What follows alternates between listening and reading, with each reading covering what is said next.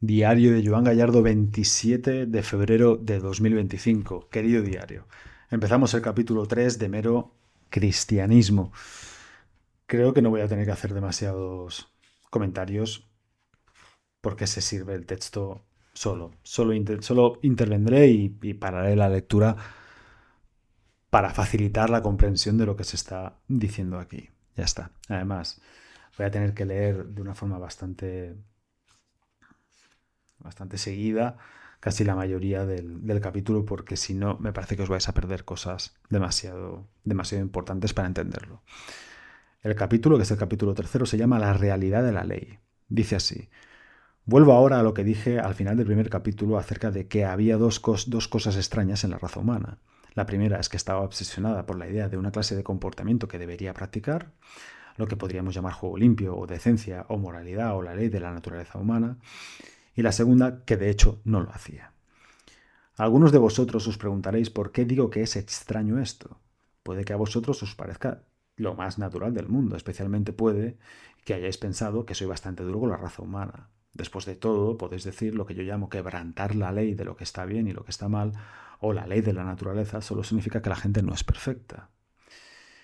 ¿Y por qué iba a esperar que lo fuera? Esa sería una buena respuesta si estuviese intentando fijar la cantidad exacta de culpa que tenemos por no comportarnos como esperamos que se comporten los demás. Pero eso no me compete en absoluto. Por el momento la culpa no me concierne. Lo que intento averiguar es la verdad. Y desde ese punto de vista, la sola idea de algo como imperfecto, de algo que no es como debería ser, tiene ciertas consecuencias. ¿Mm? Si se toma algo como un árbol o una piedra, cada uno de ellos es como es, y no parece tener sentido decir que debería haber sido de otra manera. Naturalmente, puede decirse que una piedra tiene la forma equivocada si quiere utilizársela para un jardín de rocas, o que un árbol es malo porque no nos da tanta sombra como esperamos. Pero lo único que queréis decir con esto es que la piedra o el árbol no resulta conveniente para vuestro interés particular. ¿Mm? No les echáis, excepto en broma, la culpa por ser como son. En realidad sabéis que, dado el clima y el suelo, el árbol no podía haber sido de otra forma diferente. Lo que nosotros, desde nuestro punto de vista, llamamos un árbol malo, está obedeciendo las leyes de la naturaleza tanto como un árbol bueno. Vamos, que son como tenían que ser y punto.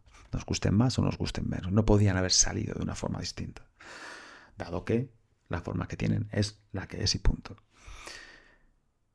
Y sería imposible pensar en algo así si no estuviésemos nosotros observando en todo caso.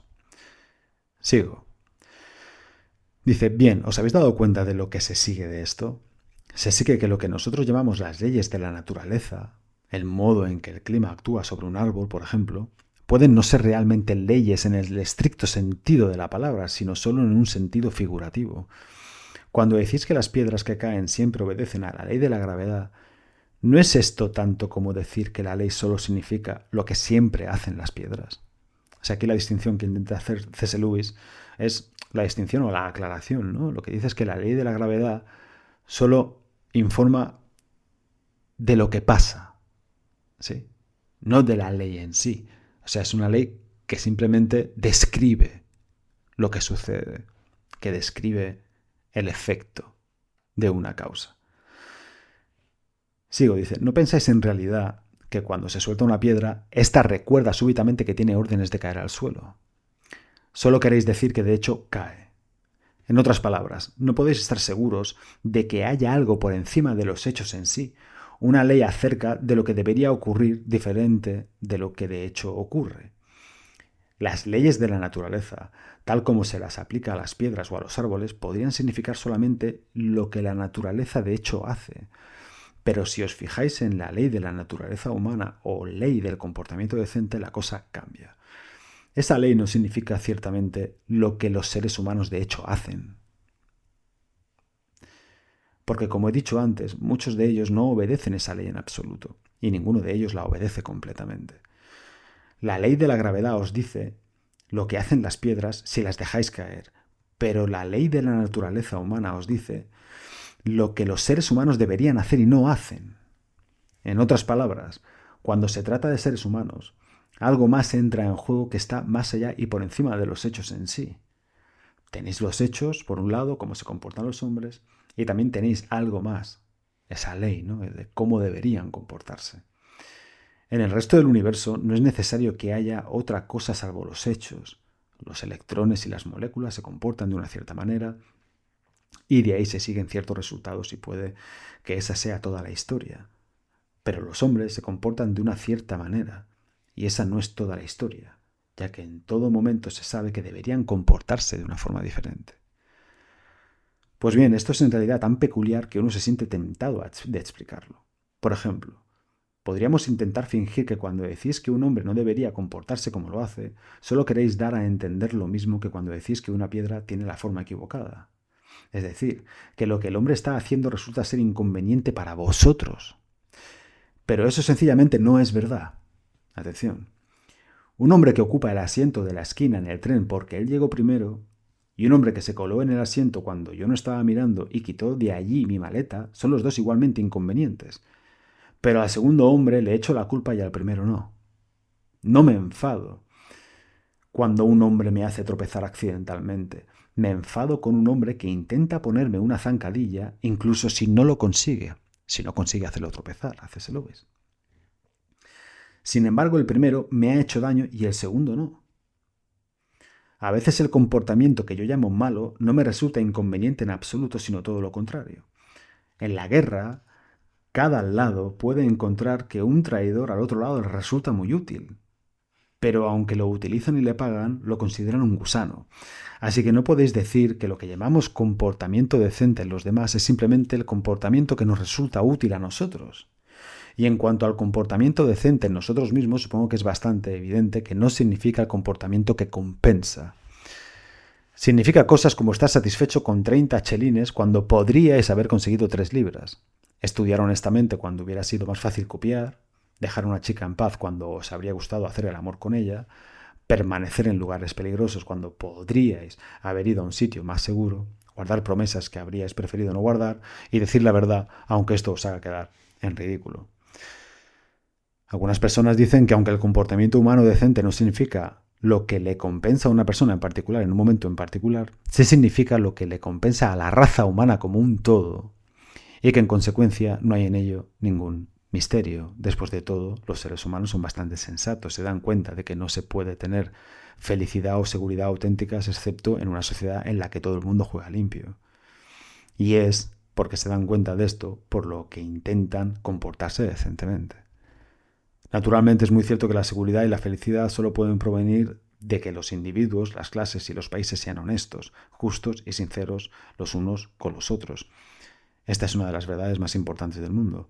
Pero como explicación de por qué nos sentimos como nos sentimos acerca de lo que está bien y lo que está mal, se queda corta. Si preguntamos por qué debería ser generoso y alguien contesta porque es bueno para la sociedad, podemos entonces preguntar a nuestra vez ¿por qué iba a importarme lo que es bueno para la sociedad salvo cuando resulta compensarme a mí personalmente? Entonces tendría que responder, pues porque deberías ser generoso. Lo que nos lleva nuevamente a donde empezamos. Estáis diciendo lo que es verdad, pero no estáis haciendo ningún progreso. Si un hombre os preguntara para qué sirve jugar al fútbol, no serviría de mucho decirle para marcar goles, ya que intentar marcar goles es el juego mismo, no la razón del juego. Y en realidad solo estaríais diciendo que el fútbol es fútbol. Lo que es verdad, pero no vale la pena decirlo. Del mismo modo, si un hombre pregunta para qué sirve comportarse decentemente, es inútil contestarle para beneficiar a la sociedad, ya que intentar beneficiar a la sociedad, en otras palabras, ser generoso, es una de las cosas en las que consiste el comportamiento decente. Lo único que estáis diciendo en realidad es que el comportamiento decente es el comportamiento decente.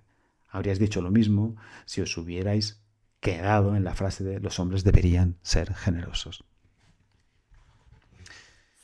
Esto sí que es un ejercicio que yo suelo emplear con clientes y con mis chicos de la mentoría grupal, ¿no? Muchas veces cuando intentamos explicar cosas morales desde un punto de vista materialista o meramente racional, nos vemos que no podemos salir del incordio. ¿Sí? Nos vemos ofreciendo explicaciones o argumentos que son fácilmente solventables o salvables, ¿no? Y podríamos hacer bastantes ejemplos bastante fuertes que no voy a hacer porque seguramente nos tirarían el vídeo, el episodio de hoy, y me parece que es demasiado interesante. Pero sí que le he puesto estos ejemplos a mis chicos de la mentoría grupal y les ha servido siempre muchísimo para entender este punto. Lo que quiero decir es que si vamos hasta el final de las consecuencias con ciertos preceptos intentando justificar ciertas conductas anormales o bastante juzgables en el individuo, en el ser humano, nos veremos al final en un callejón sin salida, en el que simplemente nos veremos obligados a decir aquello de, mira, no sé por qué está mal, pero está mal. ¿Sí? O al contrario también, obviamente, podríamos decir, mira, no sé por qué está bien, pero es así como tiene que ser.